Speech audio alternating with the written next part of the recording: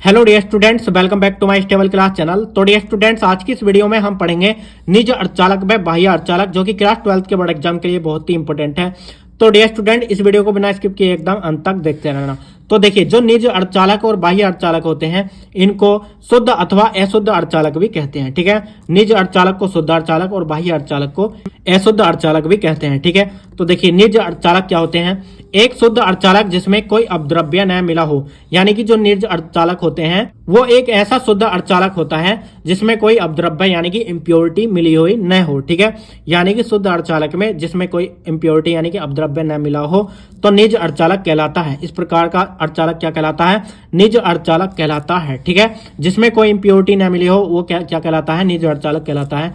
इस प्रकार शुद्ध जर्मेनियम तथा सिलिकॉन प्राकृतिक अवस्था में निज अर्धचालक है। ठीक है, यानी कि इस प्रकार से जो जर्मेनियम और सिलिकॉन होते हैं ये प्राकृतिक अवस्था में क्या है? निज अर्धचालक हैं। ठीक है, इनमें कोई अपद्रव्य यानी कि इंप्योरिटी मिली हुई नहीं होती है, इसलिए ये निज अर्धचालक कहलाते हैं। ठीक है, उसके बाद हम पढ़ेंगे बाह्य अर्धचालक। इसको अशुद्ध अर्धचालक भी कहते हैं। देखिए क्यों? ठीक है, तो निज अर्धचालक की वैद्युत चालकता बहुत कम होती है। जैसा कि हमने अभी पढ़ाया, निज अर्धचालक, जो निज अर्धचालक होता है जैसे कि जर्मेनियम और सिलिकॉन है। ठीक है, इस प्रकार के जो अर्धचालक होते हैं इनकी जो चालकता होती है बहुत कम होती है। ठीक है, यानी कि निज अर्धचालकों की वैद्युत चालकता बहुत कम होती है। ठीक है, परंतु यदि उसमें संयोजकता 5 अथवा 3 वाले किसी पदार्थ की अल्प मात्रा अशुद्धि के रूप में मिला दी जाए तो, यानी कि जो निज अर्धचालक होते हैं, ठीक है, निज अर्धचालक जैसे जर्मेनियम सिलिकॉन है। ठीक है, यानी कि इस प्रकार के निज अर्धचालकों में 5 अथवा 3 संयोजकता वाले किसी पदार्थ की अल्प मात्रा अशुद्धि के रूप में मिला दी जाए तो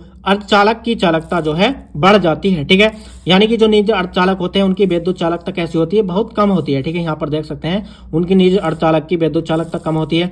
तो हम क्या करेंगे कि 5 अथवा 3 संयोजकता वाला कोई सा भी एक पदार्थ मिलाएंगे अल्प मात्रा में। ठीक है, यानी कि 5 अथवा 3 संयोजकता वाले पदार्थ की अल्प मात्रा जो है अशुद्धि के रूप में मिला देंगे तो जो है अर्धचालक की चालकता बहुत बढ़ जाती है। ठीक है, तो इस प्रकार से बाह्य अर्धचालक को अशुद्ध अर्धचालक भी कहते हैं क्योंकि उसमें अशुद्धि मिलाई जाती है। ठीक है, तो देखिए आगे देखिए, अतः अशुद्धि मिले ऐसे अर्धचालक को बाह्य अर्धचालक कहते हैं। यानी कि जो निज अर्धचालक होता है उसमें हम अशुद्धि मिलाकर बाह्य अर्धचालक को बनाते हैं। ठीक है, यानी कि उसको अशुद्ध अर्धचालक बनाते हैं।